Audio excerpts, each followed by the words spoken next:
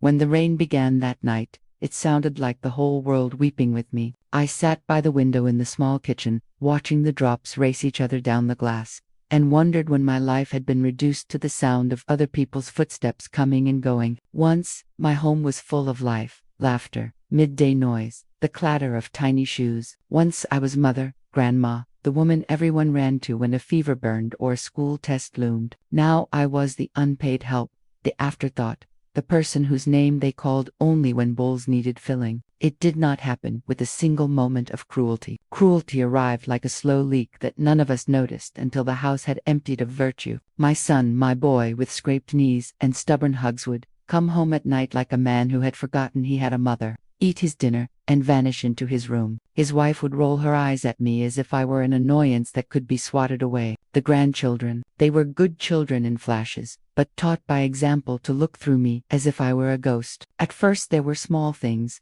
They began serving me last, as if my hunger were less urgent. They started calling my ailments drama, as if the soft breaths I took when my chest tightened were just for show. I remember the first time a child pushed me away because I asked for a blanket. The small hand that shoved me was younger than 10, and yet its force cut deeper than any adult's harshness. I cried that night in the lavatory, my knees shaking like a young sapling in wind, and no one knocked to ask if I was all right. Days blurred. I learned to eat once a day, quietly, thankful the spoon still fit my trembling fingers. I learned the geography of the house by the patterns of their indifference. My son's wife left the door open when she slammed it, as if to remind me I could leave too. Once, when I chopped vegetables and the knife slipped, I cried out. She laughed in the next room and said, "Careful, or you'll break something expensive," as though I were the fragile thing and not the dinnerware. The worst was not hunger or cold. It was the slow, steady erosion of dignity. They called me names in a joking tone, until the words became small, sharp stones lodged in my throat. Old, useless, a needy woman.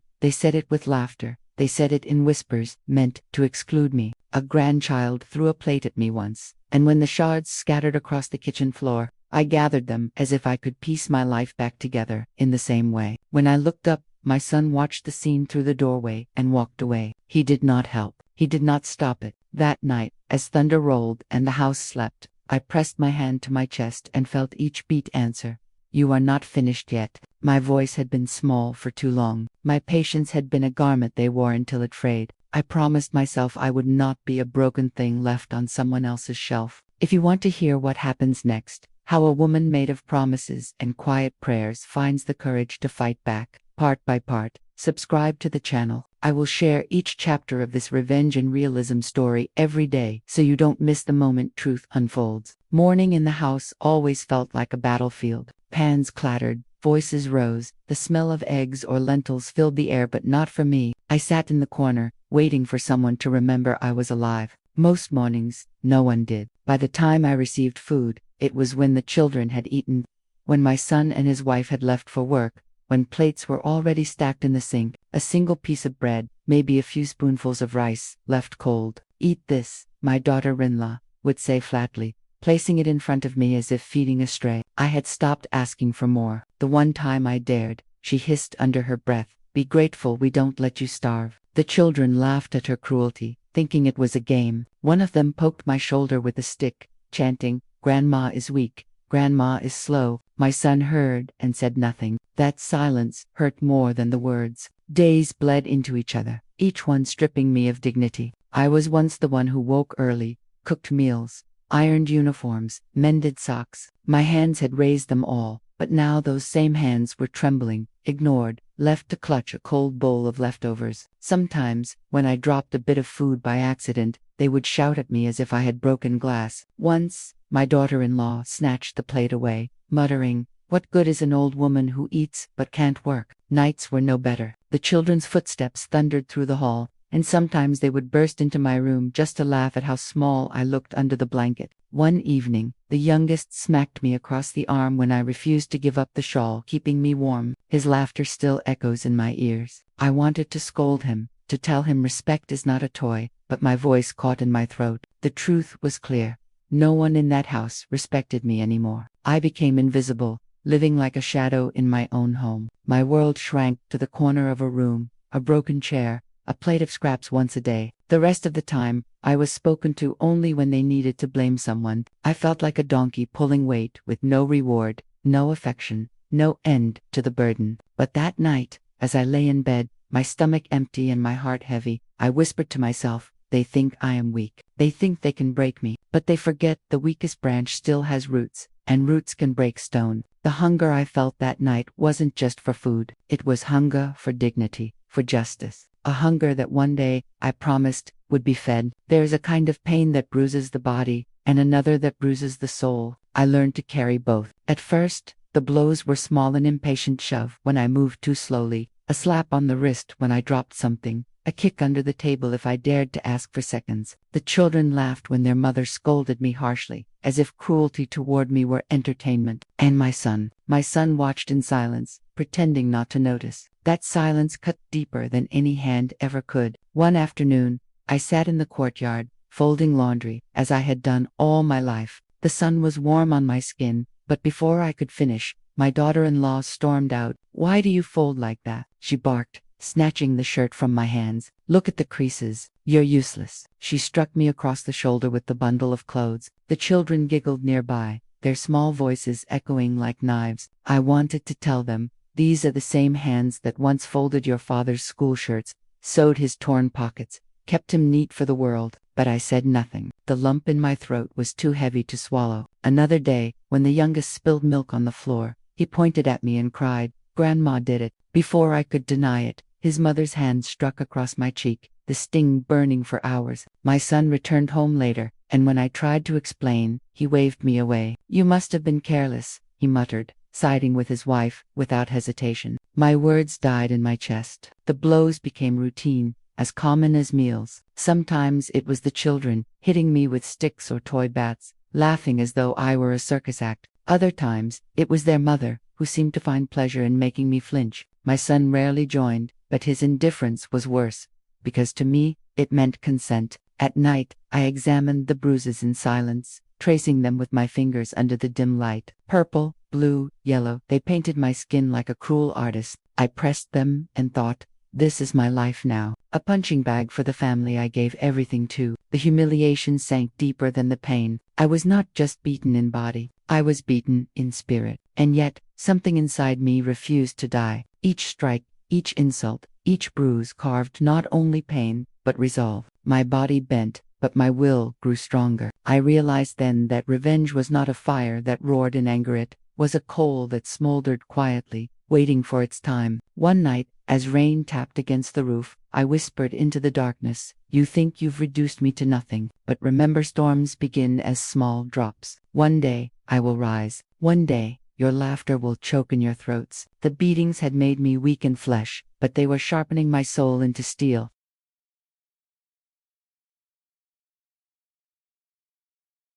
They treated me like a beast of burden, silent, obedient, and always available to carry their load. My days were measured by chores, rising before dawn to fetch water, scrubbing floors until my knees ached, cooking for mouths that never once asked if my hands trembled. The sun would hardly be up before I had already bent to labor, the moon barely a sliver before I folded myself into the one small corner of a bed they allowed me. The house was full of noise, laughter, and work, but never the kind that carried love. People used to say a mother's work is endless. I never thought they meant this kind of endlessness, where gratitude is absent and exploitation is polite. I hauled sacks of rice, lifted water buckets, carried children on my aching hips, despite my bones protesting each step. If a plate fell, I swept. If a shirt tore, I mended. Every task I had once completed with joy turned into obligation. A performance for a family that had stopped seeing me as human and only saw me as someone to use. My son's voice, which used to sing lullabies, now only called out orders. Bring more wood, make tea, don't make noise. His words, plain and flat, carried no warmth.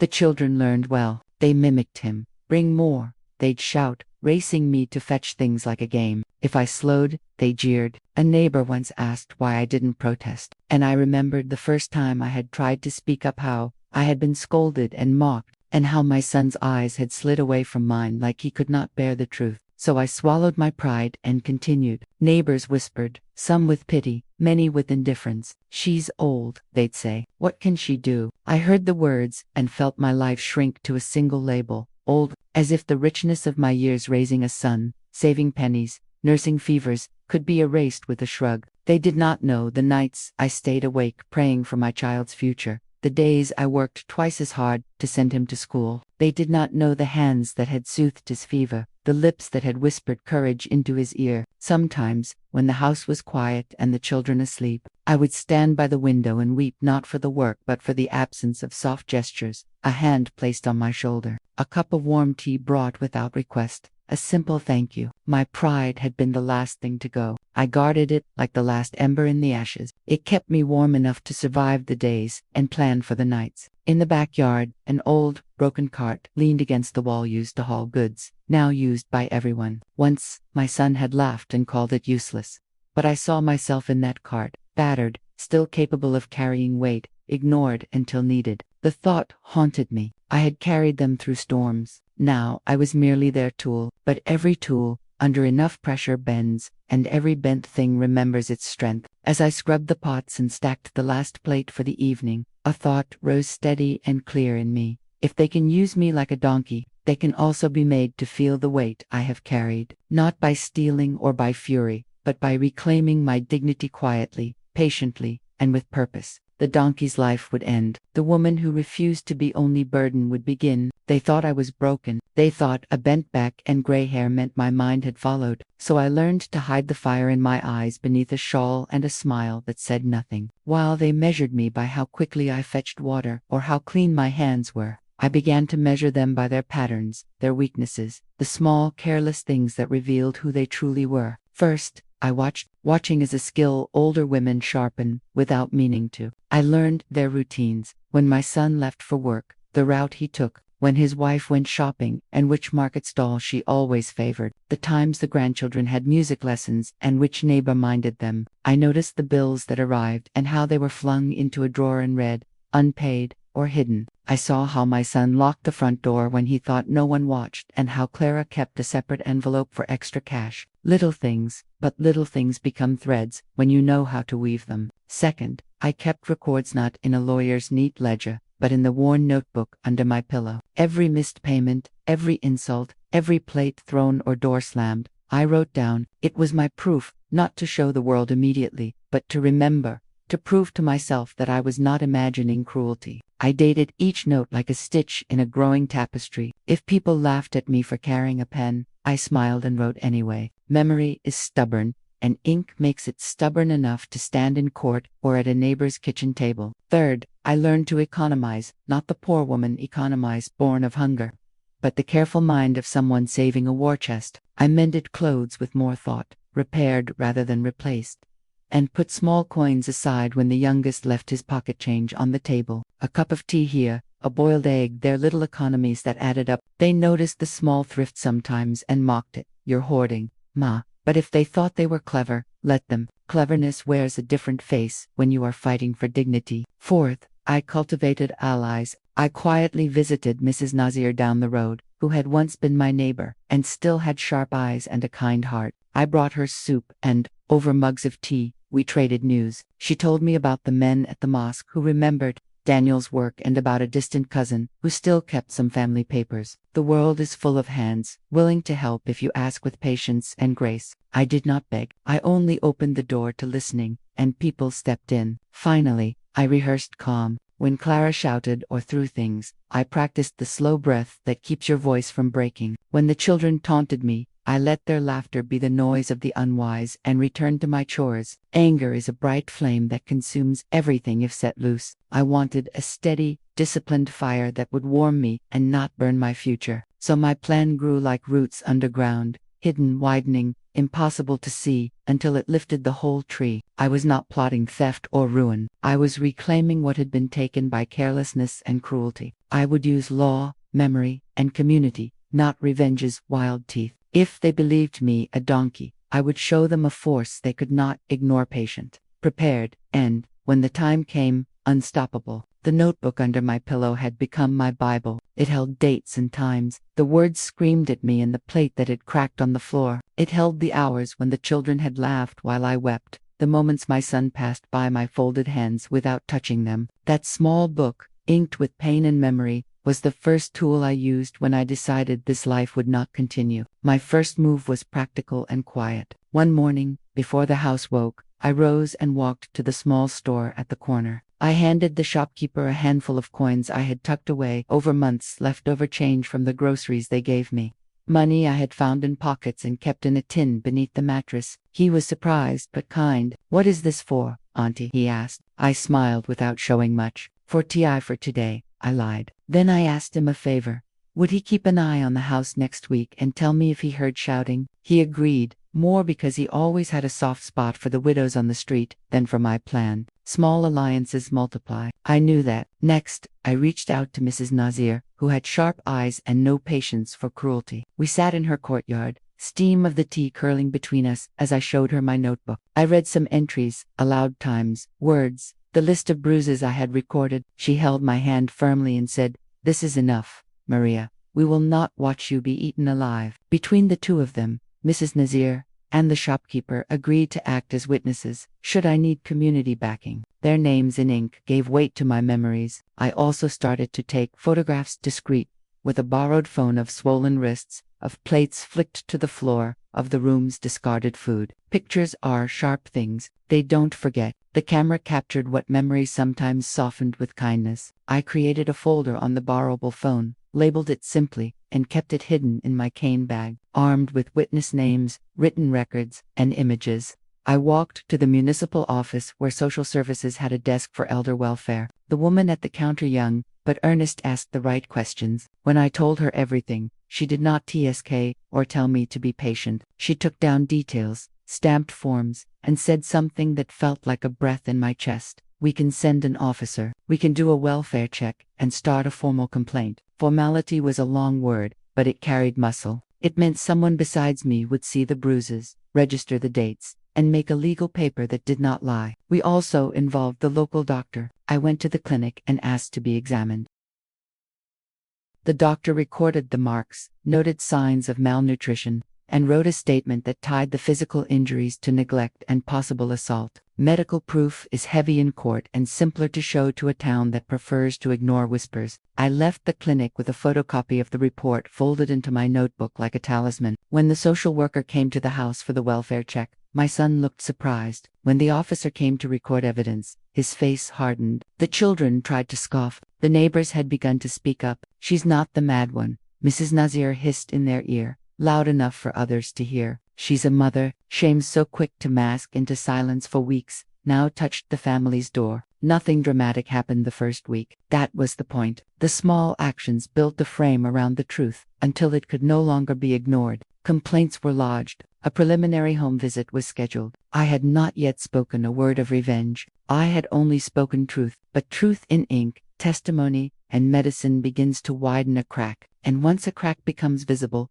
the roof cannot hide the storm forever. The day the complaint reached the magistrate's desk, a quiet kind of fear settled over the house. No shouting, no laughter, only the slow, heavy breathing of people who had realized the ground beneath them might be shifting. At first, my son tried to carry on as if nothing had changed. He whistled while he cooked. He barked orders at the children. He laughed too loudly on the phone, but the outside world had begun to look at him differently. A visiting officer had taken notes. The nurse had filed her report. The social worker had written down every bruise, every missed meal, every humiliating remark from that cursed notebook I kept like a ledger against forgetting. When I received the summons, my hands did not tremble as they once did. I had prepared for this like a farmer prepares for a storm, patiently, with everything in order. Mr. Khan from the clinic had signed his statement. Mrs. Nazir and the shopkeeper gave witness accounts. The photographs were printed, labeled, and placed in a clear folder. For the first time in a long while, I felt seen not as a nuisance, but as a person whose rights mattered. The hearing was sober and public. Neighbors filled the gallery, some with pity, some with curiosity,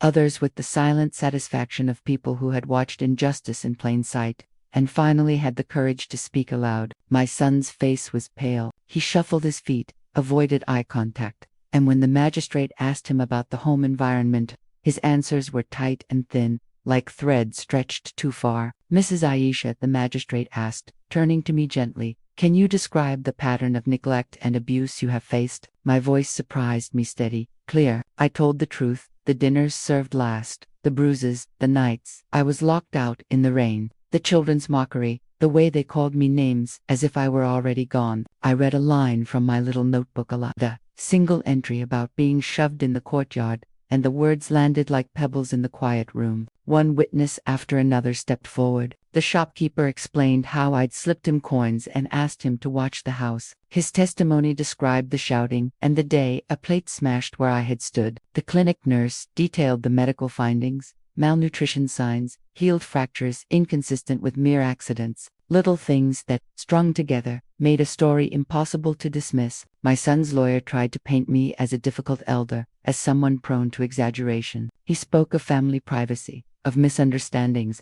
but when one of the grandchildren was called to the stand, his eyes did not waver. He answered simply that sometimes Grandma did nothing and we shouted at her. No theatrical flourish, no adult speak, just the blunt honesty of a child. The magistrate's face softened in a way that delivered more judgment than any raised voice could. By the time the hearing closed, the magistrate announced protective measures, immediate counseling for the family, mandatory welfare visits, and an order that I be provided with nutritional support and medical check. He warned my son formally that continued abuse would lead to criminal proceedings. It was not the end. There could be appeals, angry phone calls, 1,000 petty cruelties to follow, but it was a beginning that had weight. When I stepped out into the sunlight, neighbors held doors open for me. People who had once ignored my existence now greeted me with small bows or averted, respectful glances. I felt a pinch of awkwardness at the warmth. I had learned to be invisible, and attention felt loud. But it was a good loud, the kind that means someone listened. That evening, my son came home quiet. He sat at the table, fingers clasped,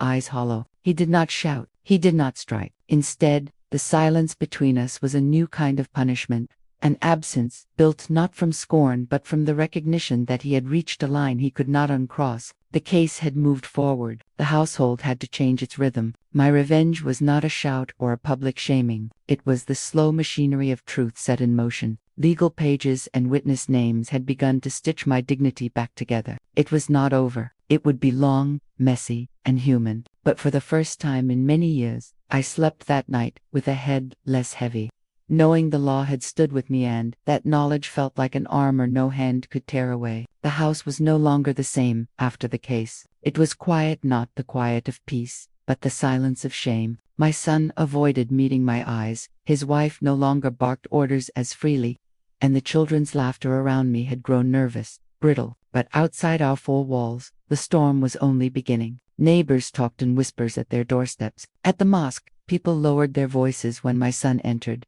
and when I walked past, they nodded respectfully, sometimes with sympathy, sometimes with admiration. One man muttered to another, "She endured years of cruelty, and still she stood up with dignity." It spread like fire, the story of an old woman mistreated in her own home, who had taken her pain and turned it into proof. The pity they once gave me had turned into something sharper: respect. Families who once told their children to avoid me now held my hand in greeting. A young mother whispered, "Auntie, my in-laws also mistreat me. Seeing you fight has given me courage." I felt a weight in that moment, realizing my suffering was no longer only mine. It was a mirror for others, but for Clara, for my son, for the children. The judgment was merciless. When they went to the market, eyes followed them, whispers curled behind their backs. "Those are the ones who let their mother starve. Those are the ones who raised hands against her." Their pride became poison. My daughter-in-law, once so arrogant, now walked with her face lowered, her tongue bitten. The children began to see, even in their young eyes, that respect is something earned,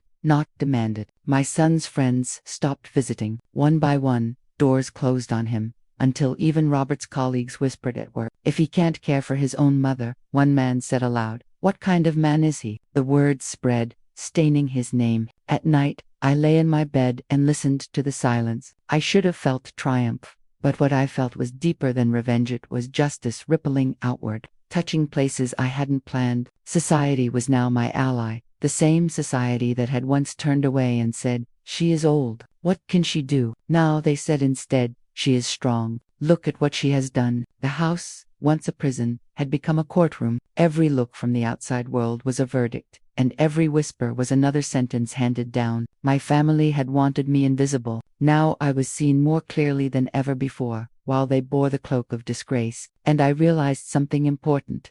Sometimes revenge does not roar, it spreads slowly, like shame carried on the tongues of others, until those who betrayed you cannot hide from it. The silence in the house grew heavier with each passing day. My son, once so loud and commanding, now avoided even looking at me. He came home from work with his shoulders sagging, his face pale, and his words reduced to short grunts. His wife, who had once spat venom with every glance, now busied herself in the kitchen, slamming pots, not from anger, but from fear. Even the children, once so quick to mock, had grown uneasy. They no longer dared to throw insults openly. Their laughter was quieter, their games farther away from me. But silence is not peace. It is a pressure cooker, and eventually, it explodes. The breaking point came one evening.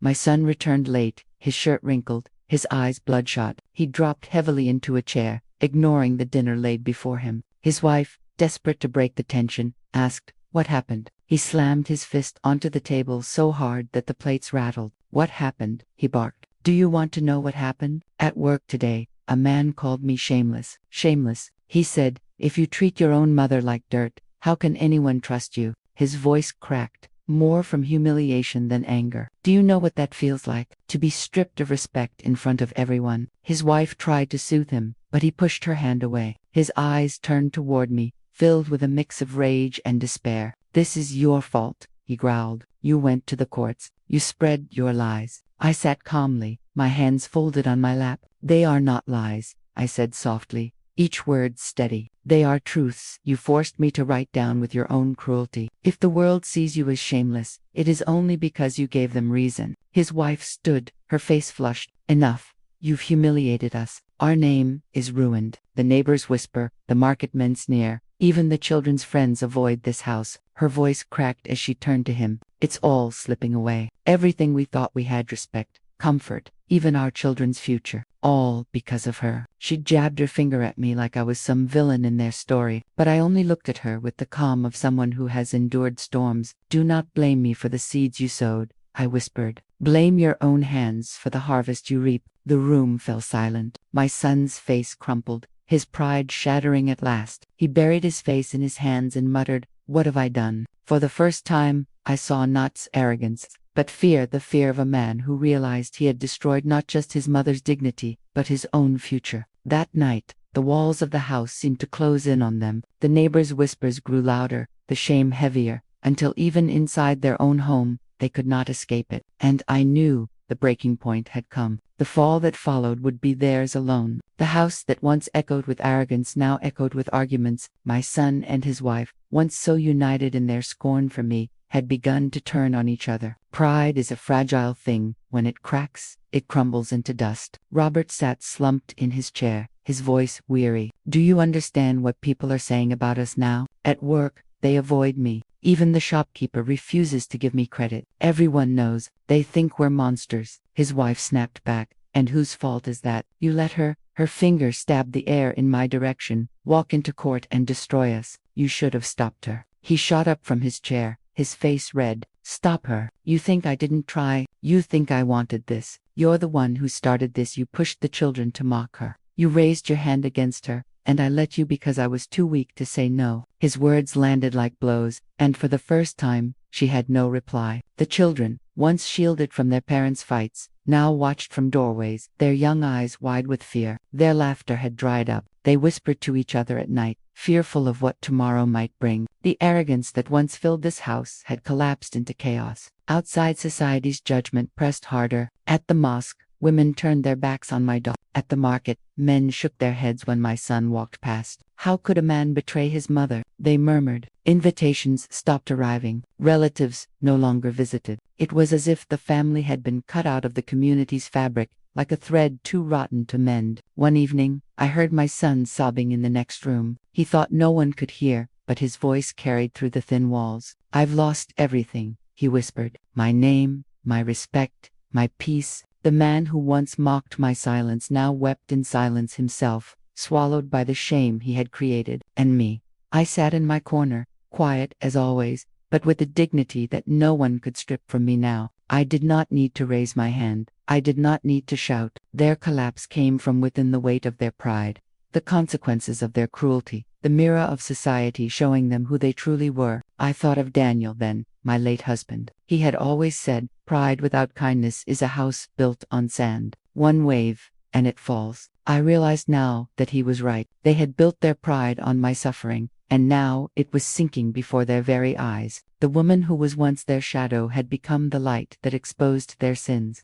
and there was no hiding anymore. The collapse of their pride was not loud. It was slow, steady, inevitably, a wall crumbling brick by brick, until only dust remains. It is strange how quickly hands that once grabbed everything can end up holding nothing. My son and his wife, who once strutted through life with arrogance, began to realize what true emptiness felt like. Bills piled on the table like vultures circling a dying body. Debt collectors knocked at the door, their voices sharp and cold. "Pay what you owe," they demanded. But there was nothing left to pay with. The bank accounts had been frozen, the property deeds restored to my name, and the neighbors who once extended credit now shook their heads firmly. "We don't deal with people who dishonor their parents," they said. Robert paced the living room like a caged lion, his fingers tugging at his hair. "How did it come to this?" he muttered again and again. His wife snapped at him, her voice shrill. "Don't ask me."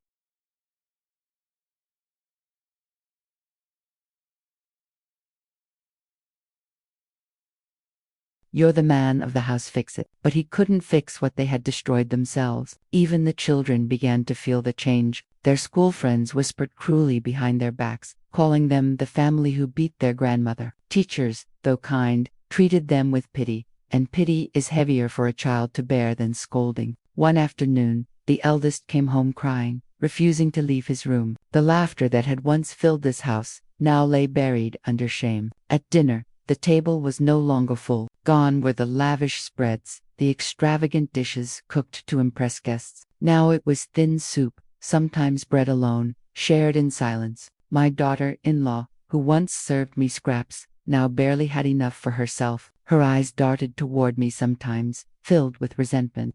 But I could see the fear beneath it, the fear of knowing that the very woman she had despised now held the keys to their future. My son's pride had been replaced by desperation. He came to me one evening, his voice low, almost pleading. "Mother," he said, not meeting my eyes, "help us. The children are suffering. The debts are drowning us." His words trembled, his hands wrung together, empty hands, hands that once struck me, that once shoved food at me as if I were a burden. Now they reached out, helpless. I listened, my face calm. I thought of the nights I went hungry, of the bruises I covered with sleeves, of the names they had thrown at me like stones. My heart ached, but it did not bend. "You chose this path," I said quietly. "You thought cruelty would give you power. Now you know it only takes everything away." He looked at me then, truly looked, and for the first time in years, I saw tears in his eyes. He whispered, "I was wrong. But regret does not erase wounds. Regret does not feed the hungry or heal the bruises. Regret is only the beginning of punishment." And as I turned away, leaving him with his empty hands, I realized the revenge I had longed for was unfolding exactly as it should, not with fire and fury, but with silence and consequence. It was only a matter of time before the silence broke into pleading. Pride can starve a person, but hunger has its own voice, and it is louder than arrogance. One evening, the air in the house was thick with unease. The children sat at the table, their eyes hollow, their stomachs growling audibly. My daughter-in-law slammed a near-empty pot down with a clatter. "There's nothing left," she hissed at my son. "The cupboards are bare. We can't keep going like this." My son rubbed his temples, his face gray with exhaustion. "What do you want me to do?" he asked bitterly. "No one will lend me money. Everyone has turned their backs." His voice cracked as he looked at the children. "I can't even buy them milk." For the first time, their arrogance dissolved into desperation. That night, my daughter-in-law came to me, not with insults, not with sharp words, but with tears streaking her cheeks. She knelt on the floor beside me, clutching the edge of my shawl. "Mother," she whispered, her voice trembling, "forgive me. Help us. I was wrong. We were wrong." I looked down at her, my heart caught between pity and memory. I remembered the sting of her slap, the times she had mocked my hunger, The nights I had shivered under a thin blanket while she slept in comfort. Her tears were real, but so were my scars. Then, the children shuffled in, their faces pale and frightened. The youngest clutched my hand. "Grandma," he said softly, "we're sorry. Please don't hate us." His small voice pierced me more than any of the adults' pleas. Children repeat what they are taught. It was never fully their fault. Finally, my son entered. He did not kneel, but his head was bowed low, his hands clasped in front of him like a man begging for mercy. "Mother," he said, his voice raw, "I have lost everything. My pride, my respect, my peace. I see now what I've done to you. I see how blind I've been. Please, help us. We cannot survive without you." The room was heavy with their begging hearts. Their arrogance had rotted away, leaving only desperation. And in that moment, I understood something. Daniel, my late husband, used to say, "The proud bow deepest when they finally realize how far they've fallen." I did not answer immediately. I let the silence hang, let them feel the weight of the years I had endured. Finally, I spoke slowly, every word deliberate. "Forgiveness is not a word you speak, it is a life you live. If you want me to believe you, then change how you treat me. Not for a week, not for a month, for the rest of your days." Tears streamed down their faces, and they nodded like children scolded by a teacher. That night, I felt no triumph, no joy, only a quiet, heavy justice. Their begging hearts were my revenge. The next morning, the house felt different. The air no longer carried the same arrogance that had once crushed me. Instead, there was hesitation, awkward silence, and small gestures that spoke louder than any apology. My daughter-in-law placed a plate of warm bread and tea before me, not scraps, not leftovers, but the first serving. She did not meet my eyes, but her trembling hands said what her lips could not. My son walked into the room with lowered shoulders, no longer the man who barked orders, but the man who now waited for my acknowledgement. He asked softly, "Mother, how are you feeling today? Do you need medicine? Should I bring something from the market?" His words were careful, fragile, as if spoken to a queen whose forgiveness might still slip through his fingers. The children, too, changed. No more mocking voices, no more sticks tapping at my chair. They brought me flowers picked from the roadside, small hands pressing them into mine with hesitant smiles. "We're sorry, Grandma," the eldest whispered. They hovered near me in the evenings, asking for stories, as they once did when they were little. And though my heart still bore the bruises of their cruelty, it softened at their return. Neighbors noticed the shift quickly. At the market, people said, "Her son walks beside her now, carrying her bags." Others whispered, "Her daughter-in-law finally shows her respect." The community, which once condemned them, began to nod with approval, though the shame of their past lingered like a shadow. At home, small acts became the language of repentance. My daughter-in-law washed my clothes without complaint. My son repaired the broken latch on my door. They offered me the seat at the head of the table during dinner. For the first time in years, I ate with dignity, surrounded by a family learning too late. Perhaps that love is not a luxury, but a duty. But I did not let their sudden kindness blind me. I watched carefully, weighing whether their respect was born of true remorse or only desperation. Some nights I heard them whispering, voices hushed with worry about debts and neighbors' judgment. But then I would wake to find tea waiting for me, blankets pulled over me, small tokens of care they had never bothered to show before. And slowly, I realized that even if fear had pushed them to change, genuine love was beginning to grow in the cracks where pride had broken. The return of respect was not loud or grand. It was in the way my son's voice softened when he said "Mother," in the way my daughter-in-law folded my shawl neatly before handing it to me, in the way the children clung to my arm and begged me to tell them bedtime stories. And for the first time in years, I felt something bloom inside me that I thought had died, the warmth of belonging. Their respect did not erase their sins, but it was the first stone laid in the path toward redemption. It was late one evening when I found her standing in the kitchen, shoulders trembling, face hidden in her hands. My daughter-in-law, the same woman who had once slapped me, mocked me, and left me hungry, was now weeping quietly over an empty pot. The children had gone to bed. My son sat silently in the other room, and she stood alone, her pride stripped bare. At first, I wanted to turn away. My heart still carried the sting of every insult, every humiliation, but something in her sobs held me in place. They weren't the angry tears of a woman scorned. They were the broken tears of someone who finally saw the wreckage she had helped create. She noticed me after a moment and quickly wiped her face, ashamed. I didn't hear you come in, she whispered. Her voice was hoarse, not sharp like before. I said nothing,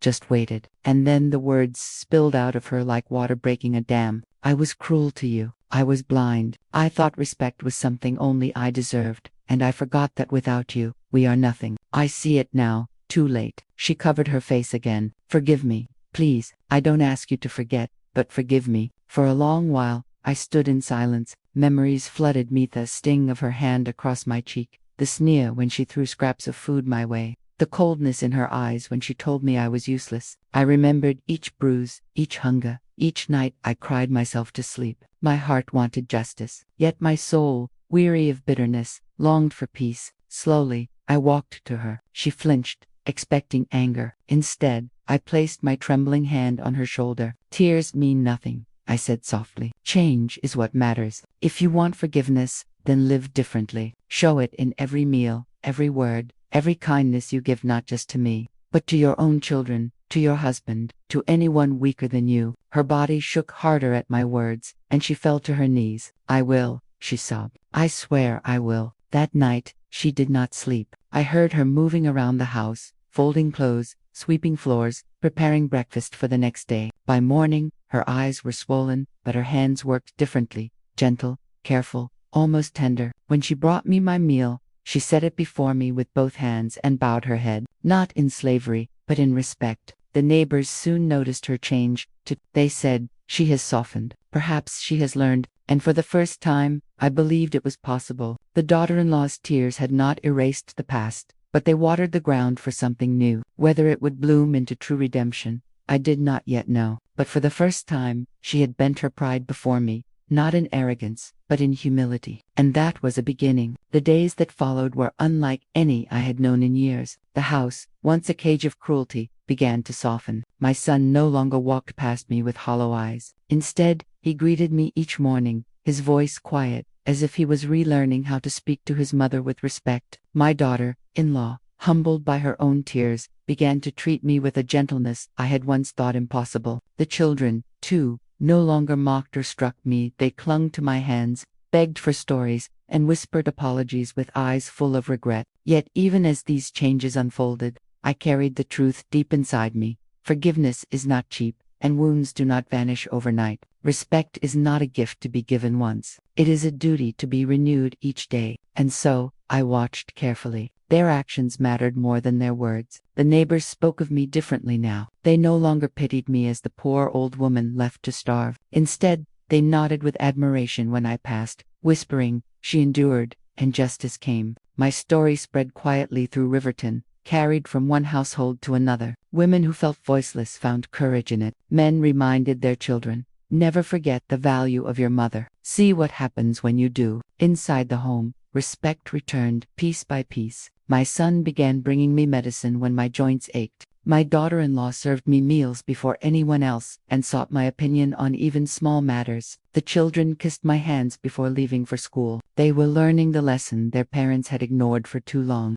A family without respect for its elders is a family already crumbling. One evening, as the sun sank low and the house glowed with golden light, we all sat together at the table. The silence was not heavy this time. It was calm. My son cleared his throat, his voice breaking. Mother, he said, I cannot undo the years we stole from you, but I promise, with God as my witness, I will never let you suffer again. His wife nodded, tears in her eyes. I will honor you for the rest of my life, she whispered. I looked at them, these people who had once broken me, now trying to rebuild what they had destroyed. My heart, scarred but still beating with love, softened. Remember this, I said, my voice carrying across the table. Greed will strip you bare, pride will blind you, but a mother's prayer is the only wealth that never fades. You lost everything because you forgot me. You found your way back only because I endured. Do not make the same mistake twice. The children listened, wide-eyed, their small faces glowing in the fading light. My words were not just for their parents, but for them too, a seed planted for their futures. And so, my revenge was complete, not with anger or violence, but with truth,